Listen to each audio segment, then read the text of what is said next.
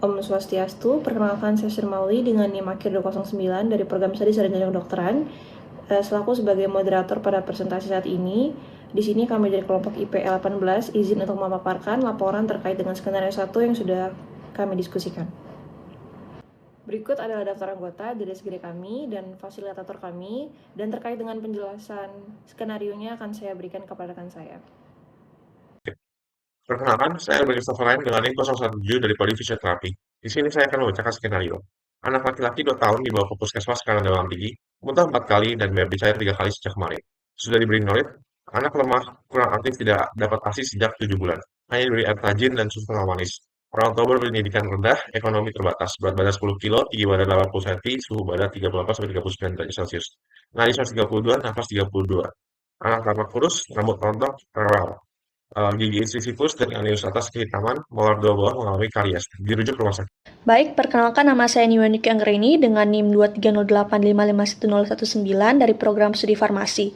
Jadi masuk pada step 2, di sini saya akan memaparkan secara singkat poin pertanyaan terkait kasus anak N. Yang pertama, bagaimana gizi buruk seperti pada anak N yang meningkatkan resiko infeksi saluran cerna dan apa mekanisme fisiologis atau imunologisnya. Yang kedua, bagaimana investigasi dan surveillance dilakukan untuk menilai keamanan jajanan yang dikonsumsi anak-anak di sekitar rumah anak N. Yang ketiga, apa pendekatan promosi kesehatan yang efektif untuk ibu dengan pendidikan rendah agar paham gizi anak? Perkenalkan, nama saya Nika Natasha Putradinda dengan NIM 230855170 dari program studi farmasi. 5. Berdasarkan kondisi sosial ekonomi keluarga rendah, bagaimana keterbatasan finansial, pendidikan orang tua, dan akses terhadap layanan kesehatan turut berkontribusi terhadap masalah kesehatan anak dalam kasus ini. Apa pendekatan lintas sektor yang dapat diusulkan untuk mencegah terulangnya kasus serupa di masyarakat? 6. Bagaimana dampak pemberian air tajin dan susu kental manis yang secara nutrisi tidak mencukupi kebutuhan energi terhadap pertumbuhan fisik seperti berat badan serta fungsi kognitif anak usia dini? 7. Norit sebagai karbon aktif diberikan oleh ibu atas nama N untuk mengatasi muntah dan diare. Apa justifikasi farmakologis terhadap penggunaan norit dalam kasus ini, dan apa pemberian norit pada anak dengan riwayat diare dan gizi buruk memiliki risiko tertentu seperti gangguan penyerapan nutrisi atau obat lain yang dapat diberikan bersamaan. Perkenalkan, nama saya Ana Uwais Widyasari dengan NIM 230255110 dari Prodi PSS KIPDG akan menjelaskan step 5, di mana yang pertama menganalisis faktor penyebab malnutrisi pada anak usia dini, termasuk praktik pemberian makanan yang tidak adekuat seperti air tajin dan susu kental manis, serta dampaknya terhadap pertumbuhan fisik dan fungsi kognitif anak. Kemudian yang kedua, menganalisis hubungan antara status gizi buruk dan kerentanan terhadap infeksi, khususnya infeksi saluran cerna. Kemudian yang ketiga, menganalisis dan mengintegrasikan pendekatan multidisipliner dalam penyusunan rencana intervensi terpadu untuk penanganan kasus gizi buruk pada anak. Baik, izin lanjutkan. Sebelumnya perkenalkan, saya Olivia Nika Anjali Wicaksono dengan NIM 2302551 dari program studi PSSKG PDG. Izin lanjutkan, selanjutnya itu menganalisis keterkaitan antara kebersihan lingkungan, keamanan pangan, dan kejadian infeksi saluran cerna pada anak usia dini, serta dampaknya terhadap kejadian diare dan dehidrasi. Lalu menganalisis dampak sosial ekonomi dan tingkat pendidikan orang tua terhadap kesehatan dan gizi, dan juga menganalisis pengaruh konsumsi air tajin dan susu kental manis dengan karies gigi pada anak kelompok usia toddler. Saya izin lanjutkan, perkenalkan saya Nilumaya Amrita dengan NIM 2302531 dari PSSP. Di sini saya izin melanjutkan ke step 5, yakni menganalisis peran komunitas dalam upaya meningkatkan kesehatan masyarakat pada daerah pedesaan, khususnya pada anak-anak yang berada pada lingkungan pendidikan rendah. Kemudian menganalisis dampak psikologis yang dirasakan oleh orang tua dan anak akibat kejadian malnutrisi yang terjadi pada anak. Kemudian yang selanjutnya, menganalisis kondisi kesinambungan peran pemahaman orang tua terhadap perkembangan anak. Risiko timbal balik pemberian rencana konsumsi anak terhadap kestabilan kondisi anak. Bisa dilanjutkan?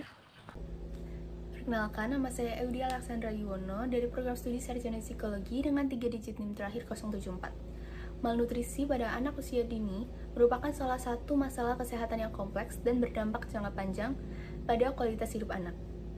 Salah satu faktor yang memiliki pengaruh besar yaitu faktor sosial ekonomi, di mana keluarga dengan pendapatan rendah cenderung kesulitan menyediakan makanan bergizi. Perkenalkan, saya Niputu Wulana Priyanti dengan NIM 230261019 dari program studi sarjana kesehatan masyarakat.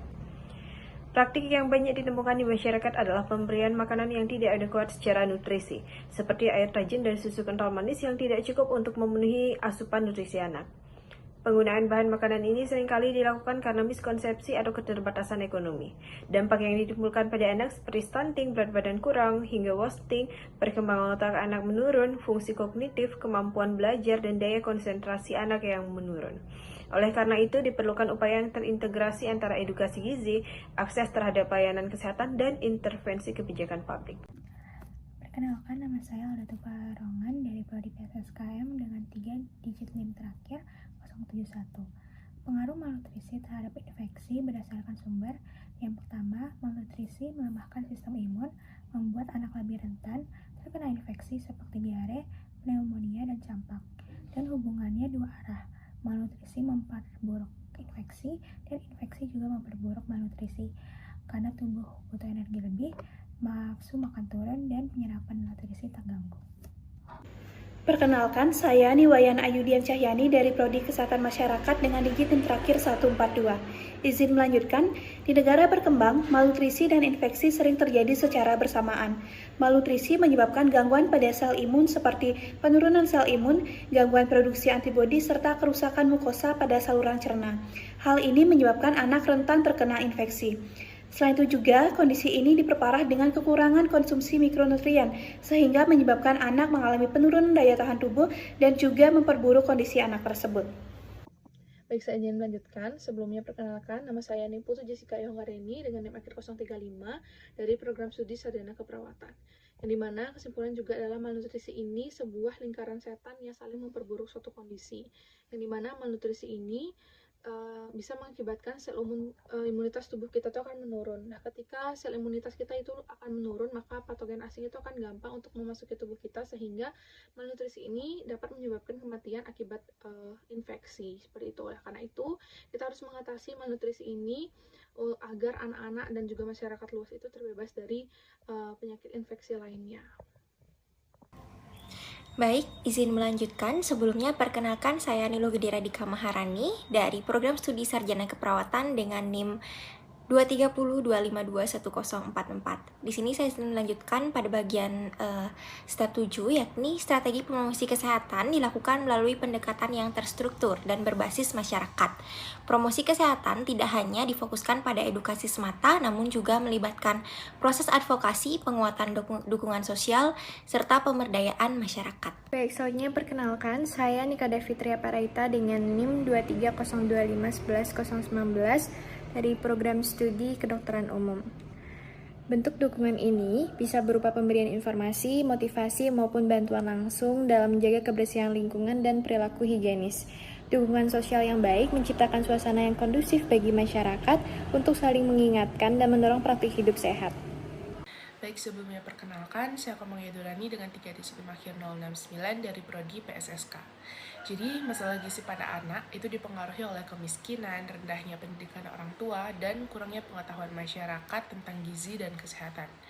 Nah, di mana faktor-faktor ini berdampak pada pola asuh orang tua yang sangat penting, terutama pada anak usia di bawah 3 tahun.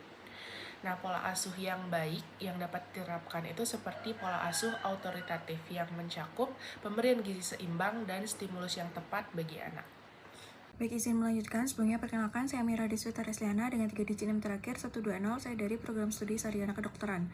Pola asuh yang cenderung buruk adalah pola asuh permisif, di mana orang tua membiarkan anak begitu saja, tidak memperhatikan asupan gizi pada anak, dan tidak memberikan stimulus yang tepat pada anak. Bila pola asuh yang diberikan orang tua ini tergolong baik, maka akan mempengaruhi kesejahteraan dan kebahagiaan anak di tahap perkembangan selanjutnya.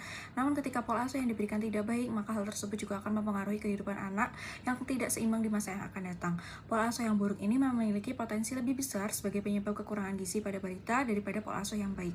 Sekian, terima kasih. Baik, di sini saya izin melanjutkan. Sebelumnya perkenalkan, nama saya Natania Marcelin Chandra dengan 3 digit yang terakhir 174. Jadi dalam suatu jurnal oleh Lorita itu menyatakan bahwa terdapat 2 orang ibu yang memiliki anak usia 0-3 tahun dan diwawancarai dalam penelitian ini.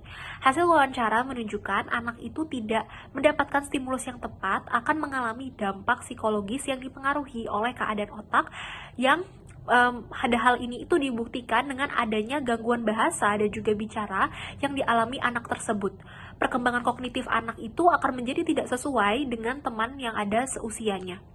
kemampuan motoriknya dia juga tidak berfungsi dengan baik. Dia juga akan merasa malu, rendah diri, penakut, cemas, serta kemampuan untuk bersosialisasinya beliau itu akan terhambat. Kemudian, dampak yang dirasakan oleh orang tua itu adalah malu, mudah tersinggung, menarik diri dari lingkungan sosial, menjadi pendiam saat berada pada situasi sosial yang memaksa, dan membuat daripada orang tua stres, depresi, dan juga terjadi kecemasan pada orang tua. Mungkin sekian yang dapat saya sampaikan.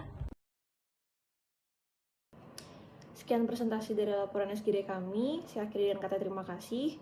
Om, Santi, Santi, Santi, Om.